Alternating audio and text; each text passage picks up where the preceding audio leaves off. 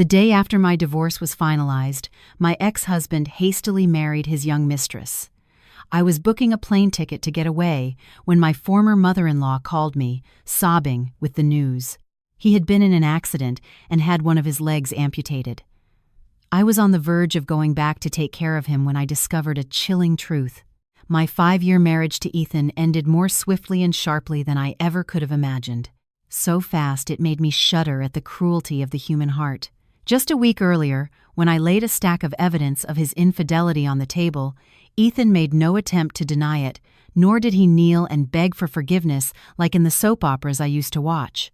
He glanced at the photos of him embracing his young mistress, Chloe, and let out a sigh, as if he had been waiting for this moment for a long time. "Since it is out in the open, let's just set each other free," he said. "I am sick of coming home to your miserable face." The division of assets was handled as quickly as a transaction at a checkout counter. Ethan insisted on keeping the condo and the car, claiming he needed them to maintain appearances for his business and to drive clients around. In return, he agreed to give me $100,000 in cash, which included our joint savings and a portion he borrowed to compensate for the value of the assets. I agreed immediately, without haggling, without clinging. I knew that condo, though expensive, had long grown cold. Every corner was steeped in my loneliness and his betrayal. Keeping it would only bring me more pain. The first night of my single life, I slept deeply, without dreams. The next morning, as I was thinking about making myself a quick breakfast, the phone on the table buzzed insistently. It was Claire. I had barely picked up before I could even say hello. Claire's voice was alarmed, mixed with barely contained anger. "Emily, whatever you do not go online. Disconnect the Wi-Fi. Just trust me. Do not look at anything." I frowned. A bad feeling washed over me. "What is it? Why do you sound so serious?" Claire hesitated. "It is that scumbag ex-husband of yours. It is better if you do not see it. It will only hurt you and tarnish your soul." The more she tried to hide it, the more I wanted to know. I calmed her down with a few words and hung up. I immediately opened the Facebook app. At the very top of my feed, Ethan's post hit me like a physical blow. A close-up photo of 2 intertwined hands, each holding a brand new marriage certificate. Next to Ethan was Chloe, his young and beautiful mistress, smiling radiantly, her head resting on his shoulder in complete satisfaction. The caption Ethan wrote was brief, but it was like a direct slap to my face, finally official and legitimate. "True love is never late. Welcome home, my wife." I stared at the screen. My eyes slid to the timestamp of the post, 15 minutes ago, and the date on the certificate was today's date, exactly 1 day after our divorce was finalized. My whole body trembled, not from jealousy, but from their absolute shamelessness. It turned out he had pressured me to divorce. He had rushed to give me the money so I would leave, not to set me free, but to clear the way for a propitious day and time to bring her home. 5 years of marriage had, in the end, become an obstacle he just wanted to get rid of as soon as possible. I scrolled down to the comments and saw his friends and colleagues congratulating him effusively. Someone even commented, "What a perfect match. Congrats, boss, on finding true happiness." No one mentioned me, the faithful wife who had been erased from his life in less than 24 hours. I started to laugh. A dry laugh that came from my parched throat. I laughed at my own naivete. I laughed at this thing they call loyalty, which I had tried so hard to cultivate. Without a second thought, I blocked Ethan's account, and also the most curious of our mutual friends. I tossed the phone onto the bed, telling myself, "Fine, you wanted speed. I will give it to you. From now on, we go our separate ways. May life treat you as you deserve." But I never expected that his speed would not stop at marriage, but would be the beginning of a chain of karmic tragedies that I could not have imagined in my wildest dreams. After the shock of my ex-husband's brazen wedding photo, I realized I could not stay cooped up within these 4 walls, stewing in my resentment. I decided to take a vacation before starting the journey of rebuilding my life. When I landed at the Denver airport, the crisp, dry mountain air, characteristic of Colorado, hit my face, bringing with it the scent of freedom. I took a small regional bus to a town high up in the Rockies. The bus stopped to pick up passengers at a small roadside stop, An old woman from the village got on, dressed in simple, dark clothing, her face weathered by sun and work, but with eyes that sparkled like stars. Since there were no seats left, she stood somewhat unsteadily in the aisle. I quickly moved over and patted the empty space next to me. "Ma'am, please, sit here." The old woman smiled at me, revealing a warm grin, and carefully placed her basket on the floor before sitting down beside me. During the trip, we did not talk much. The bus swayed, and she rummaged through her cloth bag, pulling out a handful of dark purple wild berries. "Here, child, have some. They are sweet, a gift from the mountain." She spoke with a thick, weathered mountain accent. Her voice was deep, warm, and simple. I accepted the berries and felt an indescribable emotion. I thanked her quietly.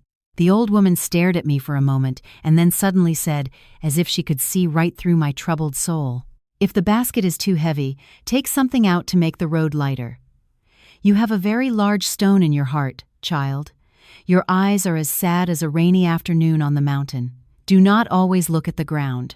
Lift your head and look at those aspens. They only stand tall and face the sun." The casual words of a stranger brought a lump to my throat. I turned my face to the window, trying to hold back the tears that threatened to fall. She was right. I had been carrying the heavy basket of the past for too long. It was time to learn to let go so I could move forward. The 3 days in that mountain town passed like a peaceful dream, completely isolated from the noisy, dusty world outside. I silenced my phone and left it forgotten at the bottom of my suitcase, only taking it out occasionally to check the time or take a picture of the landscape. I thought this trip would help me find balance, that I would learn to let go of resentment and anger. But life, ironic as it is, never leaves those seeking tranquility in peace. Fate always knows how to choose the moment when you are most unprepared to deliver its fatal blow. On the afternoon of the 3rd day, as I sat on the porch of the rental cabin, absorbed in the reddish sunset disappearing behind the distant mountains, the phone I had left on the wooden table suddenly vibrated furiously. The buzzing on the wood shattered the mountain's quiet and made my heart skip a beat. I looked at the screen. The words that appeared sent a chill down my spine. "Sharon, ex-mother-in-law." I hesitated, my finger hovering over the reject button. We were divorced. Legally, I had no relationship with her, but my woman's intuition told me this call was not a simple annoyance or a complaint. Sharon was a very proud woman. She would not call her former daughter-in-law unless it was for something extremely serious. I took a deep breath and decided to answer, keeping my voice as calm as possible. "Hello." My calm was met with a heart-wrenching scream, mixed with a chaos of background noises, like sirens and people shouting. Sharon's voice was broken, shaky, and filled with panic. Emily, where are you? Come back right now. Ethan, he is dying, honey." I frowned, gripping the phone tightly. The radiant image of Ethan and Chloe's wedding from just a few days ago flashed through my mind. "Calm down and tell me what happened to Ethan. Was not he on his honeymoon? Very happy?" "What honeymoon?" "There was an accident. He was in a car accident. He is all mangled," Sharon screamed, her cries choked by sobs. "The doctor says his right leg is shattered. It cannot be saved. They are taking him into surgery to amputate it. Come back, please, come back and save him." The 2 words, amputate leg, echoed in my ears like thunder, leaving me paralyzed. The mug of tea on the table fell to the wooden floor from an involuntary movement of my hand, shattering into 1,000 pieces. The hot tea splashed on my leg, but I felt no pain. Ethan, in an accident, with an amputated leg. Just yesterday he was a dapper groom, a whole and proud man. I tried to stay calm, though my voice still trembled. "Sharon, I am very sorry to hear about Ethan's accident, but he and I are divorced. I am not part of the family anymore. Call his new wife, Chloe. She is the one with the responsibility and authority to sign the papers." At the mention of Chloe, Sharon's voice suddenly changed, shifting from anguish to uncontrolled fury. "Do not mention that whore to me." She ran away. When Ethan was trapped in the car, she only had a few scratches, but as soon as the ambulance arrived, she complained of a headache and disappeared. Now her phone is off. I cannot find her anywhere. "Emily, you are his ex-wife. You shared a bed and a life. You cannot look the other way when he is dying. It was your fault because you left him. That is why this bad luck has fallen on my house so quickly. If you do not come back, I will curse you so you never find happiness again." I hung up the phone, letting my hand fall. A shiver ran down my spine, not from fear of her ridiculous curse, but from the shock at fate's cruel script. Newly married one day, disabled in an accident the next, and the new wife flees instantly. Was this karma arriving early, or was there something darker behind this terrible accident? The sun had set completely, and darkness enveloped the forest, swallowing the little peace I had just found. After that fateful call, I could not sleep a wink. I turned off my phone, trying to find some peace, but the image of the wrecked car and Sharon's screams kept replaying in my head. The next morning, as soon as I turned my phone on, dozens of missed calls from unknown numbers and an avalanche of messages flooded my screen. Sharon had not only called but had bombarded me with messages that spanned the entire emotional spectrum, from pleas and laments to insults and curses. The last message she sent was at 3 a.m. "Heartless woman, you see your ex-husband in distress and you remain so indifferent? I am going to let the whole world know your true colors." I had not finished trying to understand what she intended to do when Claire called. My best friend's voice trembled with anger. "Emily, you have to come back now. You cannot let this go on. That old woman Sharon is doing a Facebook Live. She is sitting in the hospital hallway, crying her eyes out. She is telling everyone that you divorced him, took all the money, and ran away, and now that your ex-husband is between life and death, you have turned off your phone and are unreachable. People online, not knowing the truth, are tearing you apart." The blood rushed to my head. I squeezed the phone so hard my knuckles turned white. I thought that by leaving quietly, I was preserving a final shred of dignity for both of us, but it turned out my silence had become an opportunity for them to twist the truth, turning me into the heartless villain. She wanted to use public opinion to force me back, to make me take on the responsibility that her precious new daughter-in-law had abandoned. I was about to ignore it all, to delete Facebook forever, but then another call came in. It was Mark, Ethan's best friend and one of the few people in his circle who knew the truth and respected me. "Emily, it is Mark." Mark's voice was deep and serious, very different from his usual tone. "I know you are traveling, and I also know the scene Sharon is making on social media, but I am not calling to ask you to come back out of pity.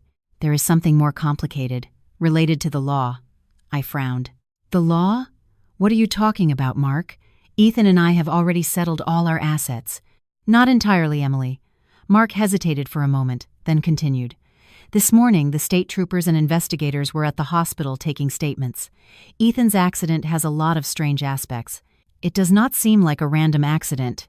They found out that the joint account you two had was cleared out just the day before, but that there was a very large and suspicious transfer right after Ethan married Chloe. The police need you to come back to verify if that money is related to any dispute and to clarify some authorization documents they found in the car. If you do not cooperate, they could issue an official summons, and that would be even more complicated." My ears were ringing. It turned out it was not just an accident, but it also involved money and dark secrets. If I hid now, it would be like tacitly admitting to Sharon's lies. And worse, I could get entangled in legal trouble for things I had not done. I sighed, looking one last time at the green pine forest. My healing journey had ended sooner than expected, not because I felt sorry for that traitor, but because I needed to go back to protect my own honor. I could not allow them, after stealing my youth, to also tarnish my dignity with their filth. "Okay, Mark," I said firmly. "I am booking a flight for this afternoon. Tell the officers I will be there to cooperate." I dragged my suitcase out of the cabin with a heavy heart. The door to the past, which I thought was closed, had been flung open by an invisible hand, forcing me to confront the mess I had tried to escape. I arrived in the city at dusk. With no time to go home and drop off my luggage, I dragged my suitcase straight to the hospital, to the address Mark had sent me. The hospital corridor reeked of disinfectant and a mixture of human smells, the characteristic scent of sickness, separation, and despair. My footsteps echoed on the cold tile floor, a dry sound that mirrored the frantic beating of my chest. In front of the ICU door, I took a deep breath to mentally prepare myself for the battlefield that awaited me. As I pushed the door open and walked in, the first thing I saw was Ethan, motionless in the hospital bed, with tubes and wires everywhere. His face was gaunt and pale, without a drop of color, and the most horrifying part was the section of the blanket over his right leg, sunken and unnaturally short. Although I had prepared myself, seeing that man, once healthy and handsome, in such a pitiful state, sent a shiver of compassion through me. Sharon was sitting on the edge of the bed, slumped over. When she saw me enter, she jumped up, her eyes bloodshot. She lunged at me, raising her hand to slap me. "You whore! You still have the nerve to show your face here. You are the one who brought this on my son." But her hand never reached my cheek. Claire, my loyal and strong friend who had arrived earlier to wait for me, stopped her dead in her tracks. Claire swatted her hand away and glared at her furiously. "That is enough, ma'am." My friend came back out of a shred of decency. "If you touch her, I am calling security right now." I looked at Sharon coldly. "Stop the theatrics. I came back to talk to the police, not to listen to your insults. Where is your precious daughter-in-law? Why is not she here taking care of her husband?" It was then that I noticed a woman huddled in a corner of the room. It was Chloe. She did not look distraught or hurt at all, as I had imagined. She was still wearing a stylish dress. Her face was perfectly made up. Only her eyes were a little puffy. I could not tell if it was from crying or lack of sleep. In her hand, she clutched her phone tightly. Her fingers slid endlessly across the screen as she occasionally glanced nervously toward the door. Hearing my voice, Chloe flinched and looked up. Instantly, her demeanor changed 180 degrees. She dropped the phone on the seat and rushed toward me, grabbing my hand. Tears welled up in her eyes like a flood. "Emily, you are back. Thank goodness you are back. Ethan has been asking for you nonstop. He is having a really hard time." I snatched my hand away as if I had touched something filthy and took a step back, watching her clumsy performance with a look of disgust. A few days ago, she was laughing at my pain, flaunting her marriage certificate like a trophy. And now that the man she had fought for had become an invalid, she was playing the role of the poor little sister asking the ex-wife for help. "Do not call me that. I do not have sisters like you," I said, brushing off my sleeve with a firm voice. "Your husband is lying right there. Instead of worrying about his medication, you are on your phone. And now, why are you dragging me into this?" Chloe, sobbing, looked to Sharon for help. Sharon, seeing her new daughter-in-law cornered, jumped to her defense. "She is young, she is in shock, and she does not know what to do. You, on the other hand, have lived with Ethan for so many years, you know his habits. Now that he is bedridden with difficulties eating and cleaning himself, Chloe is delicate. How is she supposed to handle all of that?" I looked at the two women before me, one old and one young, one venomous and the other fake, and suddenly I burst out laughing. It turned out that in their eyes, my only value was knowing his habits so I could serve him. When Ethan was healthy and had money, they cast me aside to enjoy themselves. Now that Ethan was disabled and dependent, they wanted to bring me back to clean up their mess. Human greed and selfishness truly have no limits. Ethan, in the bed, stirred slightly. His eyes opened slowly and looked at me. In his gaze I saw shame, humiliation, and also a cowardly plea. But he remained silent, not saying a word to defend me, not daring to look me directly in the eye. His cowardice, even at that moment, was still intact. I stood with my arms crossed, observing the clumsy farce my ex-mother-in-law and the new wife were staging. Chloe wiped away her tears I was sure she had forced out. "Emily, I know you are angry with me, but with Ethan like this, I am so confused. My parents back home found out his leg was amputated, and they have forbidden me from staying to care for him. They say I am too young to bury my life with an invalid." I managed a wry smile. What a noble excuse. Was it her parents who forbade her, or was she just looking for an escape route? "And what do you mean by that?" I asked, my voice icy. Chloe hesitated, glancing at Sharon. Sharon, as if she had been waiting for that question, stepped forward with a shamelessness that left one speechless. "Well, it means you should stay and take care of Ethan. After all, You do not have a job and you are just traveling around enjoying yourself. Chloe has to focus on raising money to pay Ethan's debts. She is very busy. You stay at the hospital, and when he is discharged, you go back home with him to serve him." I stared at her, wide-eyed, unable to believe what I was hearing. Not only did they want me to care for him in the hospital, but they also wanted me to return to that house to be a nanny for my ex-husband and his new wife. Seeing my silence, Chloe thought I was considering it and added the final line. A line that, every time I remember it, still makes me tremble with its insult. "I know you are unemployed and need money to live. I will pay you a salary, as if I were hiring you as a private nurse for Ethan. I will pay you $500 a month, 3 meals a day, and lodging in our house. You are already used to taking care of him. You will do a better job than a stranger. Consider it a charity case. $500. They had put a price on my self-esteem, on my 5 years of youth, and on my dignity as a human being, with the figure of $500, a miserable wage for an exhausting job, day and night, attending to the hygiene of a disabled man.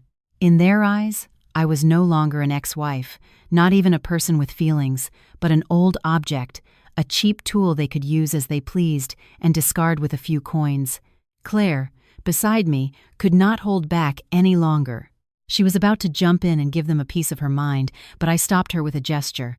I took a deep breath, containing the rage that was boiling inside me. I looked directly into Chloe's eyes with a gaze so sharp it made her instinctively recoil. Then I looked at Ethan, the man in the bed. He still had his head down, eyes closed, pretending to be asleep or perhaps escaping this humiliating reality. He had heard everything. He perfectly understood the humiliation his new wife and his mother were heaping upon his ex-wife, but he chose silence, a complicit and cowardly silence, to the very end. $500, I repeated the figure, my voice light but laced with sarcasm. "Do you think your $500 is a lot of money? Do you think I am so desperate that I would come back to clean up after the person who betrayed me?" I walked closer to the bed, leaned toward Ethan's ear, and said, loud enough for everyone in the room to hear, "Open your eyes and look, Ethan. Look at the woman you traded your family for. Look at how she values you. She does not want to care for you. She wants to hire me to look after you like a servant, so she can have her hands free to find a way out. Do you think it was worth it?" Ethan flinched. His eyelids trembled, but he did not dare open them. A tear slipped from the corner of his eye, rolling down the pillow, but that tear, at that moment, had no value to me. It was only the late and powerless regret of a failure. I turned to Chloe and Sharon.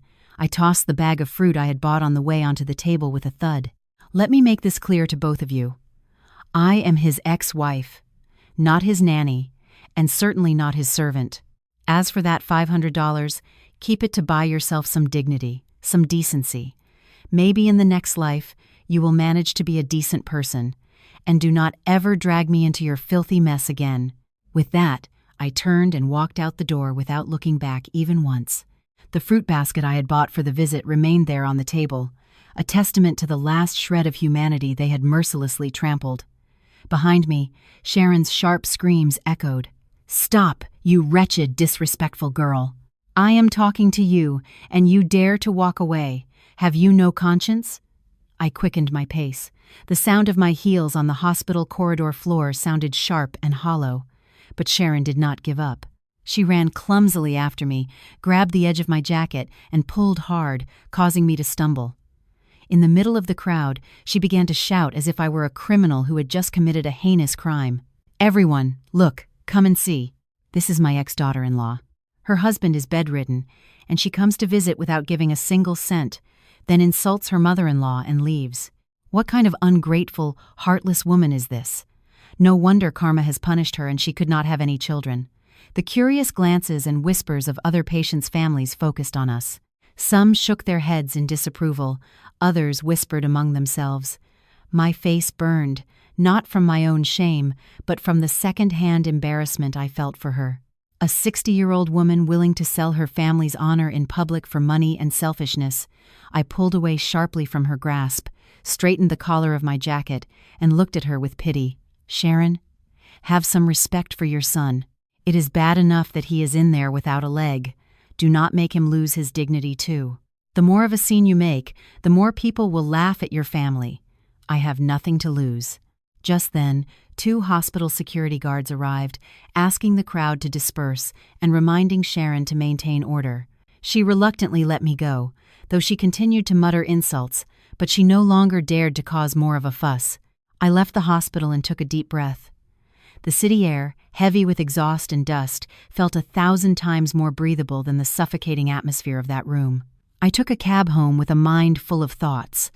I felt pity for Ethan, the man who was once my entire world.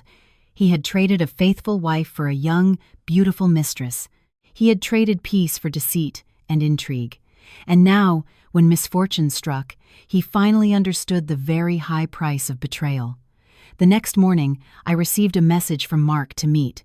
He chose a quiet coffee shop, hidden in a small alley, away from the hustle and prying eyes.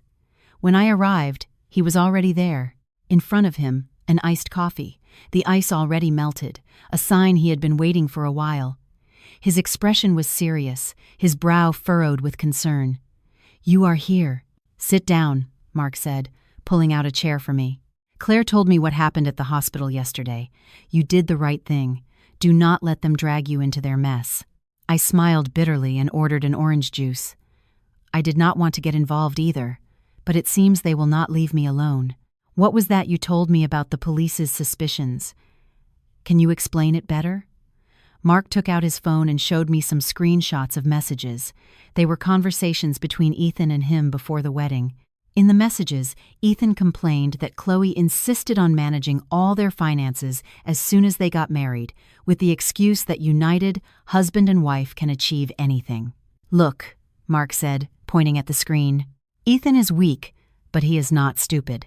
He realized Chloe had money problems, but he was so blinded by love that he let it slide. But the most serious thing is the accident." I listened intently. My heart started to beat faster. Mark continued his analysis. "The accident happened on a stormy night, on a little traveled mountain road heading toward Chloe's hometown. Think about it. 2 newlyweds on their honeymoon. Why would they be driving at night in that storm to go to her town? Why not wait until the next morning unless there was an extremely urgent reason, or unless someone was forcing them?" Mark's words were like a lightning bolt in my head. Connecting all the loose details I had overlooked, I remembered the hospital. When Chloe was sitting in the corner, she was not holding her own phone, but Ethan's, and the screen was constantly lighting up with notifications of bank transfers. At the time, I thought she was just paying hospital bills, but now that I thought about it, her furtive and hurried attitude was very suspicious. "Mark," I said, looking him directly in the eyes, "yesterday, I saw Chloe with Ethan's phone, and bank alerts kept popping up. I suspect she was not paying bills, but diverting funds." Mark nodded. His eyes shone with complicity. "I think so too. This morning, I asked an acquaintance at the bank to take a look. Obviously, he could not see the details due to confidentiality, but he told me there have been very large transfers from Ethan's account in the last 2 days. We need concrete proof, Emily. If it is true that she is defrauding Ethan, this is not just a family problem, it is a crime of fraud and embezzlement." I shivered. If our hypothesis was correct, Ethan had not only lost a leg, but he was about to lose everything he had built in his life. And the woman who slept beside him every night was actually a venomous snake, sucking him dry of every last drop of blood.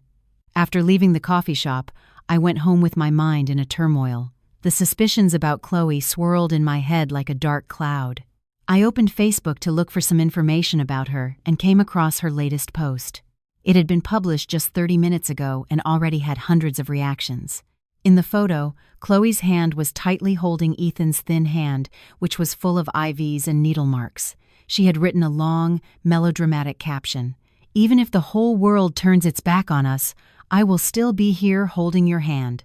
Our marriage has just begun, and we are already facing a great adversity, but love will help us overcome everything. I love you, my love. Be strong. I will be your legs for the rest of your life." Below, in the comments, her friends showered her with praise. "Your love is so admirable. What a good and devoted wife. Adversity shows true love." Reading those empty words made my stomach turn. How far could a person's hypocrisy go? I was about to close the app when I received a message from Mark. It was short, but it revealed the harsh truth behind that touching photo. Do not believe anything you see on social media. I just stopped by the hospital to drop some things off. Chloe came in, took the photo, and left. She said she was going home to get clothes, but she has been gone since this morning. Now it is just Sharon, poor woman, trying to change his diapers and clean him up. She dropped everything on the floor. It is a pathetic scene. I dropped the phone, my chest tight with rage. On social media, pretty words and eternal promises. In real life, she abandoned her responsibility and left it to a 60-year-old woman. She used her husband's pain to polish her image, to build a facade of a devoted wife and deceive the world. I felt a deep indignation, even if it was for the life of the person who had betrayed me. Ethan, lying there, surely knew his wife had come and gone like a ghost, leaving only a photo for social media. Did it hurt him? Did he feel regret seeing his elderly mother cleaning up his waste while his young, beautiful wife counted likes on social media? Anger overcame indifference.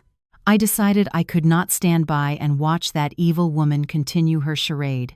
I had to tear off her mask, not to get Ethan back, but to demand justice and decency. I called an old acquaintance who worked in the shady world of payday loans and debt collection. The underworld where I was sure Chloe was involved. "Vince," I said firmly, "I need your help investigating someone. I suspect she has very large debts."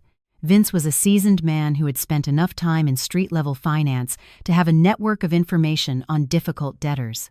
I sent him a picture of Chloe's driver's license, which I had casually photographed from Ethan's phone when we were not yet divorced, and I was starting to have my suspicions. In less than a day, Vince called me back, his tone somewhat alarmed.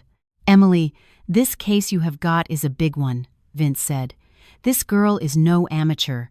She is a regular client of several loan app groups and online betting sites. From what I can see, she owes about $100,000 in total to different lenders. They have been looking for her like crazy for days. Apparently, she promised them she had just married a businessman and would soon have the money to pay them back. That is why they gave her a break." I was stunned. $100,000, an enormous sum for a young woman without a stable job. It all fit. Chloe had approached Ethan using her beauty and fake sweetness to seduce him, not for love. She saw Ethan as a lifeline, a walking ATM who would help her settle the huge debts hanging over her head. I shuddered as I reconstructed the timeline. Chloe forced Ethan to marry her in a hurry as soon as she knew our marriage was crumbling. She pressured him to divorce quickly, to liquidate the assets so she could get her hands on the money. And right after signing the marriage certificate, when the ink had barely dried, she demanded control of the finances. It was all part of a perfect script, that of a professional con artist, meticulously planned, step by step. Ethan, the man who thought he was smart and successful, was nothing more than a fatted lamb who had fallen into the trap of an expert hunter. He thought he had traded a home-cooked meal for an exotic delicacy, not knowing that the delicacy was laced with poison. "Vince, could you get me some proof of her debts? Messages from collectors? Any promissory notes?" I asked, determined. "Sure, that is easy," Vince laughed. "The lenders are also looking for her family to claim the money. I will tip them off and send you the evidence." After hanging up, I stared out the window. It was starting to rain. The drops hit the glass with a sad, monotonous sound. I felt sorry for Ethan, but I was also terrified by the cruelty of the human heart. For money, people were willing to sell their bodies, their conscience, and even push others to their deaths. Had that accident also been a ruthless move to seize his assets more quickly? That question obsessed me, driving me to uncover the whole truth. In the following days, Mark and I began a discreet but urgent investigation. Mark, being meticulous and a close friend of Ethan's, knew his financial habits and where he kept important documents. Using his contacts, he managed to get a detailed copy of Ethan's bank statements, something that theoretically only the account holder could request. That afternoon, Mark met me at a lawyer's office. As soon as he saw me, he pushed a thick file towards me, his face contorted with shock and anger. "Look, it is just as you suspected. but much worse. That girl Chloe is not just greedy, she is faster than a magician. I took the statements, my fingers tracing each transaction. A huge number, highlighted in yellow, hit me, $80,000. The time of the transfer, 2:30 p.m. The date. The afternoon of the day they got married. The description, gift from husband to wife. Happy day. A chill ran down my spine. $80,000. It was all the cash Ethan had after mortgaging some of his assets and liquidating his savings. The same man who had argued with me over every dollar at the grocery store had, in an afternoon of blind passion, handed everything over to his new wife. And that is not all, Mark said, turning to the next page, his voice somber. Remember the small apartment in the Cherry Creek neighborhood that Ethan bought before he married you? The one he rented out for extra income? Yes, I remember, I nodded. It was his separate property. I never touched it. Well, it is not his anymore, Mark sighed, showing me a photocopy of a power of attorney. The next morning, the day of the accident, before getting in the car, Ethan signed a full power of attorney in favor of Chloe, giving her complete authority to sell, donate, or transfer the apartment. The excuse was that she would manage the assets while he was busy with his business. With this paper, she can sell it at any time without Ethan being present. I dropped the file on the table, feeling like I could not breathe, not because of the money, which had not been mine for a long time. It was Ethan's stupidity that hurt. 5 years with me, always wary, always afraid I wanted to take his family's assets.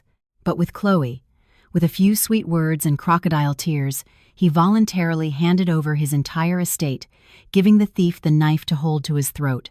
She had this trap set up already, I said, my voice trembling with indignation. She forced the wedding, forced the transfer, forced the power of attorney, all in less than 24 hours. A daylight robbery disguised as love. Mark nodded, his gaze distant. Exactly. Now the money is transferred as a gift, and the apartment has a legal power of attorney. Legally, it is very difficult to recover it without proving there was deceit or coercion. But Emily, I am afraid her goal was not just the money. Mark's unfinished sentence made the atmosphere thick and grim. I looked out the window. The gray sky promised a storm, just like the one looming over Ethan's fate. Mark's suspicion was well-founded. If Chloe only wanted the money, she already had nearly $200,000 in her hands between the cash and the value of the apartment. She could have just disappeared. So why that fateful trip in the middle of a storm? Why that accident that cost Ethan his leg? The answer lay in the shattered leather briefcase that the police recovered from the accident scene. Mark had used his contacts to photograph the documents inside before they were filed. He showed me a photo on his phone. It was a high-end travel accident insurance policy. Look closely, Mark said, zooming in and pointing to the beneficiary section. This policy was taken out 3 days ago, right before they left on their honeymoon. The payout is $500,000 if the insured dies or suffers a permanent disability. I squinted to read the fine print in the beneficiary section. The name Chloe Perez was there, gleaming, and next to it, in parentheses, legal wife. How can this be such a coincidence? I exclaimed in horror. Just married. Before even starting their trip, they take out a maximum value accident policy and name her as the beneficiary. It is not a coincidence, Emily. Mark shook his head, very seriously. I guess Chloe sweet-talked him with something like, "Honey, we are going on a long trip. Let us get some insurance just in case. So if anything happens, the one left behind will have something to start over with." Ethan, blinded by love and wanting to prove he was a responsible husband, agreed without thinking. He never imagined that signing that policy would turn him into a moving target. A chill ran down my spine. For Chloe, whether Ethan lived or died was irrelevant. In fact, if he died or became disabled, it was even more beneficial for her. If Ethan died, she would get $500,000 from the insurance, plus all the assets he had already put in her name. If he was disabled, she would also receive a huge payout, and then she would just have to find a way to get rid of him. A cruel, calculated conspiracy that exploited feelings and trust to profit from the blood of others. I remembered Chloe's empty, fake expression at the hospital, the way she rushed off upon learning her husband's leg would be amputated. It was all planned. The only thing that had gone wrong with her plan was that Ethan had survived. "What do we do, Mark?" I asked, my voice broken with fear. "If she manages to collect the insurance money, where is the justice? Ethan hurt me, but he does not deserve to be murdered like this." Mark clenched his fists, his gaze firm. "We need proof of the cause of the accident. The insurance policy will be voided if we can prove the beneficiary intentionally caused the accident or acted in bad faith. Ethan's dashcam is our only key." The junkyard was on the outskirts of the city, a cemetery of wrecked cars. Piles of twisted metal were stacked like metal tombs. The air smelled of oil, rust, and dampness. It had just rained, and the mud stuck to our shoes, making each step heavier. We had trouble finding Ethan's car, tucked away in a corner. Seeing that luxury car, now a mangled heap of scrap metal, pained me. The front was smashed in, the windshield shattered, and the deflated airbags were stained with dried blood. Seeing the scene, it was a miracle Ethan was still alive, or rather, a living punishment that fate had reserved for him. "Be careful with the glass, Emily," Mark warned me, putting on work gloves before climbing into the cabin. "I hope the dashcam still works, or at least the memory card is intact." I stood outside, my heart in my throat, following his every move. Mark moved aside pieces of plastic, shining a flashlight into the dark corners under the seats. The camera had been dislodged by the impact and was lost somewhere in that chaos. 5 or 10 minutes passed. Mark kept searching in silence. My anxiety grew by the moment. If we could not find the camera or the card was damaged, our suspicions would be just that. Chloe would calmly collect the insurance money, and Ethan would spend the rest of his life crippled and broke with an injustice he could never report. Here it is. Mark's shout broke the tense silence. He got out of the car holding a small black device with a broken case. With a pair of tweezers, he carefully extracted a tiny memory card. It was dirty, but the circuit seemed intact. It was stuck under the passenger seat. "Luckily, the rain did not damage it," Mark said, relieved, wiping sweat from his brow. "This is the black box of the truth. Let's see what really happened on that cursed trip." I looked at the small card in his palm, feeling as if I were holding a ticking time bomb. It contained the darkest secrets, the last sounds before the tragedy. I wanted to know the truth, but at the same time, I was afraid to face it. But I knew I could not back down, for the sake of justice and the last shred of humanity that connects us. We took the memory card to Mark's office, where we had the necessary equipment to recover the data. When we inserted it, the computer screen showed a loading icon. Every second felt like an eternity. Finally, a list of video files appeared. Mark clicked on the last one, recorded at 11:30 p.m. on the night of the accident. The screen was dark. All we could see was the faint beam of the headlights sweeping across the wet road. The squeal of the windshield wipers was eerie, but what chilled me to the bone was the sound of the conversation inside the car, as clear as if they were right beside us. "Drive faster. At this rate, we will never get there." Chloe's voice, shrill and hostile, nothing like her usual sweet tone. Ethan's tired and tense voice replied, "It is pouring rain. This mountain road is slippery. I do not dare go any faster. There is barely 15 feet of visibility. It is too dangerous. Dangerous, my ass." Chloe screamed, followed by a bang on the dashboard. "I told you I am in a hurry. The lenders are threatening to go to my parents' house. If I do not bring them the money tonight, they will burn their house down. Do you understand? But we will have to wait until morning." "It is midnight," Ethan tried to reason. "Not morning. Not ever. You are useless. You do not even know how to drive. Give me the wheel. I will drive." What followed was a chaotic struggle. The camera's image shook violently. It seemed Chloe had lunged for the steering wheel. "Chloe, are you crazy? Let go. We are going downhill," Ethan screamed in terror. "I do not care. Speed up, I am telling you. If we die together." Chloe's voice was no longer human. It was the roar of a cornered beast, frantic and cruel. Crash. A horrific noise tore through the night, the sound of shattering glass, of twisting metal, and then Ethan's cry of pain, which faded away. The screen went black, but the audio continued. In the darkness, I heard Ethan's groans. "Help me," my leg. But his plea was not met with concern. I heard a creak, the car door opening, and Chloe's cold, merciless voice. "You deserve this for not listening to me. Where is my purse?" "Ah, here it is." She did not ask her husband once how he was. The first thing she did after the crash was look for her purse and leave. The video ended with the sound of the rain and Ethan's agonized breathing. I covered my mouth. Tears streamed down my cheeks. I was trembling with horror and rage. It was not an accident. It was reckless homicide or even intentional battery with serious injury. For her debts, she forced her husband to drive in dangerous conditions, caused a struggle in the car, and cruelly abandoned him to flee. Mark turned off the computer, his face hardened. He turned to me, his voice grave. "That is enough, Emily. This video is the death sentence for her decency. We have more than enough evidence to put that demon in jail. But before handing the evidence over to the police, I wanted to see Ethan one last time." I chose to go to the hospital at noon, when Sharon usually went home to shower or rest. The hallway was quiet. I entered the room with a thermos of hot water and some meat puree, things I used to always prepare for him when he was sick. Ethan was dozing, but he opened his eyes when he heard the noise.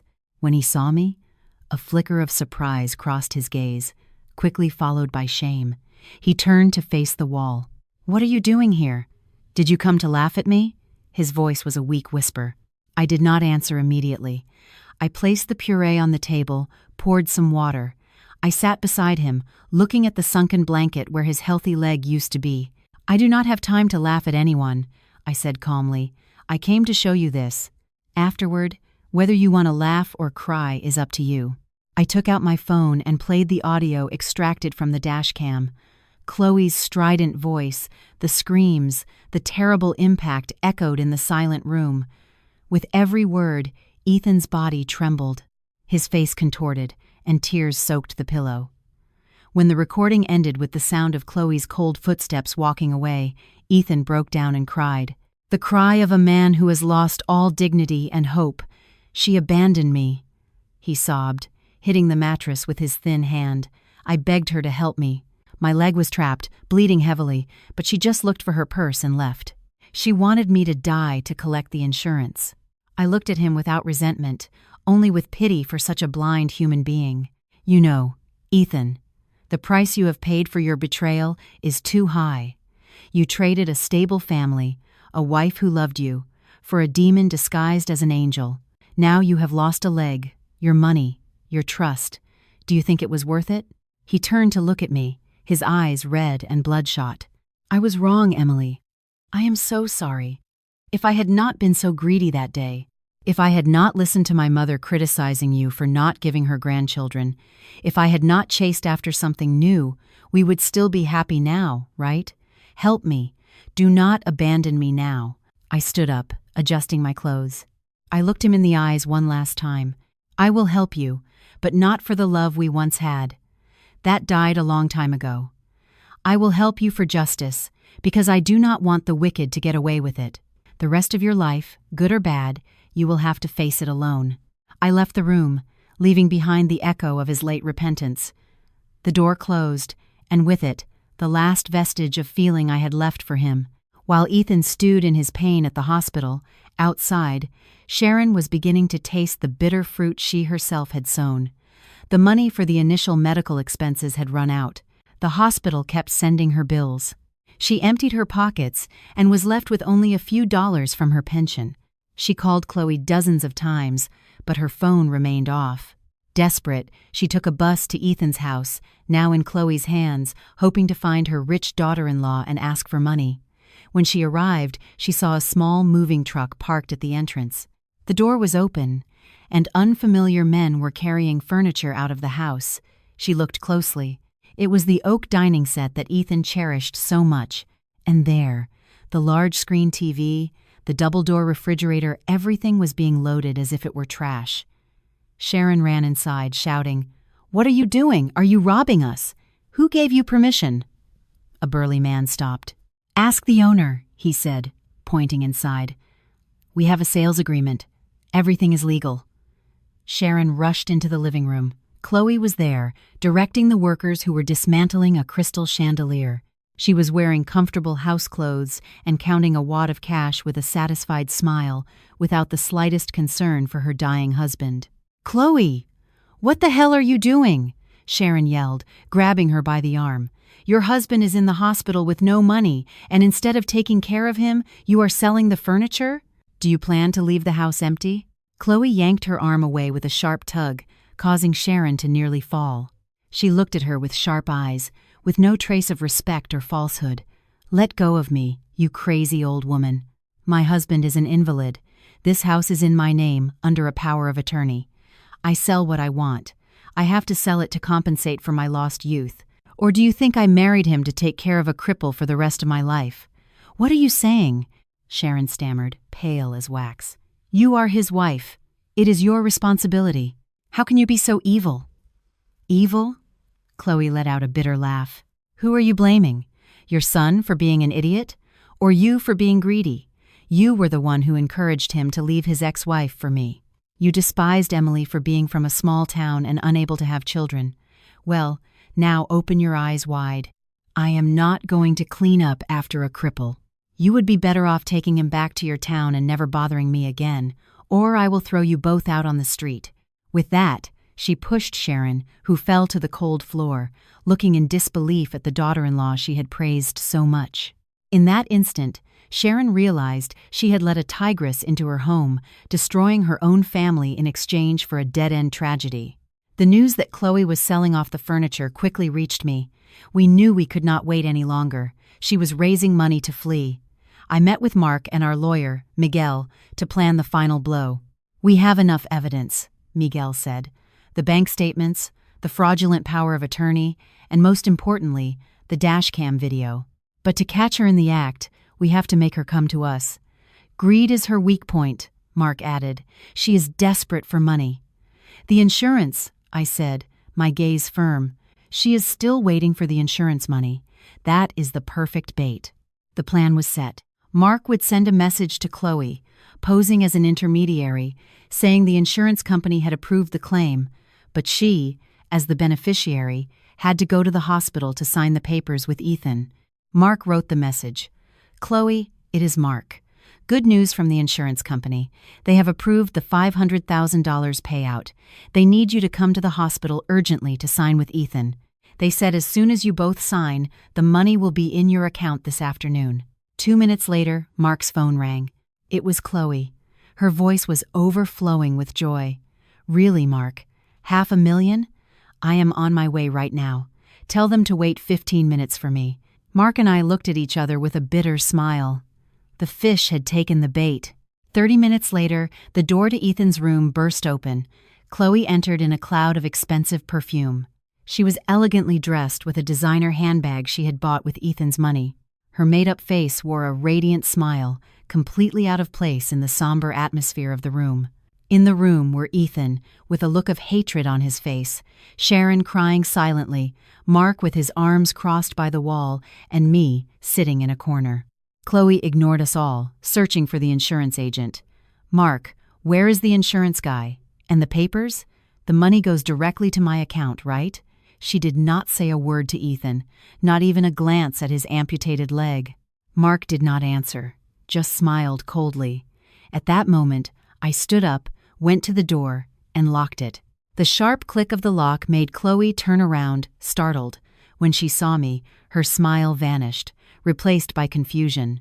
"What are you doing here? Why are you locking the door?" "There is no insurance agent, Chloe," I said, crossing my arms. "And there is no $500,000 either." "What? You tricked me?" she screamed, backing away, looking for an exit that Mark was blocking. It was then that Ethan spoke, his voice broken with rage. "You still have the nerve to come here asking for money. You forced me to drive. You left me crippled. You sold my things, and now you want my blood money." Chloe looked at him furiously, showing her true colors. "Shut up, you useless man. If not with the insurance money, what are we going to live on? You should be thanking me for coming. Just sign already, and I will give you something for your retirement. You monster." Sharon, unable to contain herself, lunged at her, pulling her hair. "Give my son his house back. Give him the money back. I will kill you." Chloe, being stronger, pushed her to the floor. "What are you going to do to me?" She laughed maliciously. "I have the papers. The law protects me. You are going to hold me against my will? I am calling the police right now." "The police?" "You do not need to call them," I said, pulling the thick file from my bag and tossing it onto the bed. "They are already waiting outside. But first, I want you to see something." I took out the bank statement. "Legitimate rights? Explain these $80,000 transferred to your account on your wedding day." "He gave it to me as a gift," she stammered, pale. I took out the power of attorney, and this. Ethan took the papers, trembling, his eyes filled with hatred and pain. "You told me it was for our future. You were planning to fleece me before killing me." "Shut up," Chloe screamed. "You signed it voluntarily. It is mine. You will not get a single cent back." "Are you sure?" I smiled. "Do you want proof of coercion? Do you want to know why I say you tried to kill him? Then listen to this second gift." I connected my phone to a small Bluetooth speaker. The silence was filled with the recording from the dashcam. Chloe's screams, the struggle, the crash, and her cold voice abandoning Ethan to his fate. Chloe's face fell apart. She staggered backward, hitting a table and breaking a glass. "No, that recording is fake. It is doctored." Sharon, beside herself, lunged at her, hitting her. "Murderer! You have ruined my son's life." Chloe pushed her away violently and tried to flee, but Mark blocked her path. "Get out of my way!" She screamed desperately. "Go ahead, scream," I said calmly, helping Sharon up. "But when the police come in, who do you think they are going to believe?" Just then, there was a knock on the door. Mark opened it. 2 police officers entered, followed by our lawyer, Miguel. "Officers, I am the lawyer for Mr. Ethan Cole," Miguel said, pointing at Chloe. "This is Miss Chloe Perez. We have filed a criminal complaint against her for fraud, embezzlement, and a felony charge for causing a traffic accident resulting in serious injury." An officer approached Chloe. "Miss Perez, you are under arrest. Please come with us to the station." Chloe saw the handcuffs, and her arrogance vanished. She fell to her knees, crawling toward Ethan's bed. "Ethan, please, help me. I am your wife. It was a mistake. Tell them it was an accident." Ethan looked away, his voice firm and broken. "Get out. I have no wife like you. You killed my love, my trust, and you almost killed me. Pay for what you have done." "No!" she screamed as the officers led her away. The metallic click of the handcuffs was the final punctuation. As they took her down the hallway, her screams faded. The room fell into a dense, tragic silence. The storm had passed, leaving only ruins. Sharon was still on the floor, crying silently. She crawled over to me, grabbing my pant leg. "Emily, forgive me. I was blind. I was greedy. It is my fault my son is like this. Please, come back to him. Now that he is disabled, only you can love him." I looked at her with a mixture of pity and anger. Even now, all she could think about was me coming back to bear the consequences. I gently but firmly removed her hand. "Sharon, what is done is done. I helped your family out of conscience, not because I want to come back. You cannot unspill water." I turned to Ethan. "Get well and rebuild your life.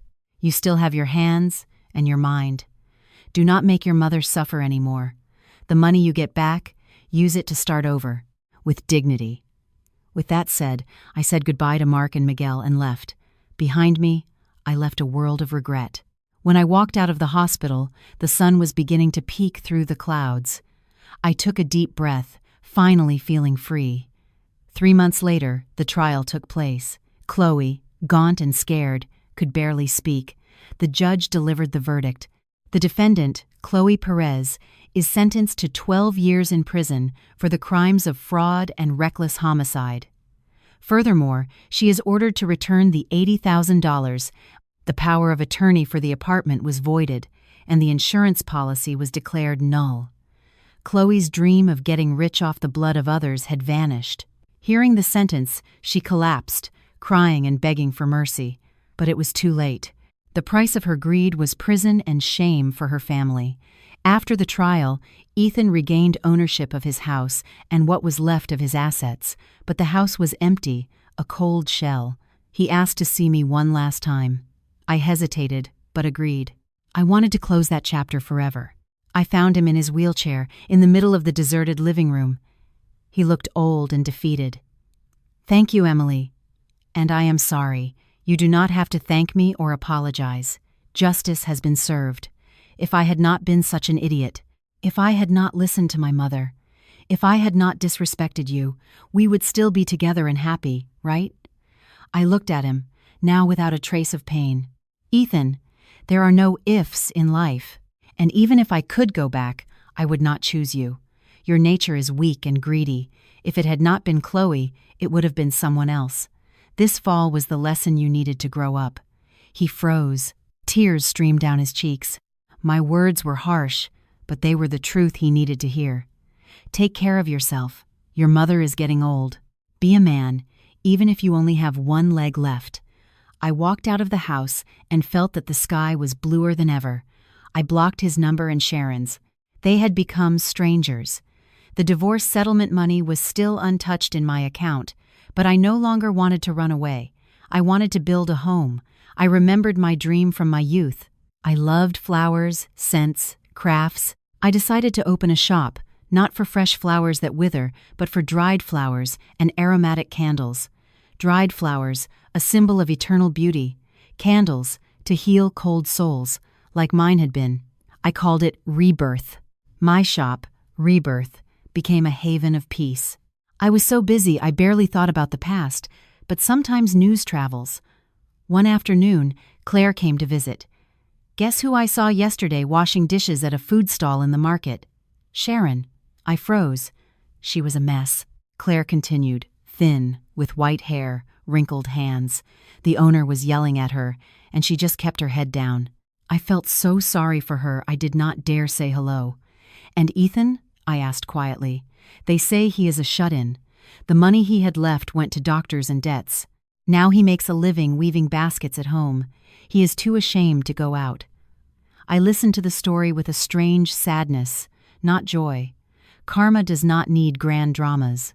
It simply gives back to each person what they have sown. Time passed. The wound in my heart healed. Mark kept visiting me. His presence was a calm, steady balm. His affection was subtle, respectful. He knew I needed time. One afternoon, he invited me on a hiking trip with friends. "Claire is coming too," he said, with a mix of hope and nervousness. I was not ready for a new relationship, but I was ready for new joys. "I will see if I can make it work," I replied, but my smile was a yes. Life still had good things to offer me. One autumn afternoon, it was pouring rain. A man came into the shop to take shelter. He was my age, tall, with a kind warmth in his eyes. "The scent of this candle is incredible," he said, holding one that smelled of sandalwood. "It reminds me of my grandparents' log cabin. I will take this one and a bouquet of lavender. It is a gift for myself. I need a little balance." I smiled, preparing his package with care. As I handed it to him, our fingers brushed. I felt a small spark, a warm and strange emotion. "Your shop is very comforting," he said, looking me in the eyes. "Like you, I will be back." I watched him walk away in the rain. I did not know who he was, or if he would keep his promise, but it did not matter. That moment had ignited a new hope in me, the certainty that after every storm, the sky always clears again. I returned to my seat, sipped my hot tea. Outside, it was raining, but inside me, the storm had finally subsided.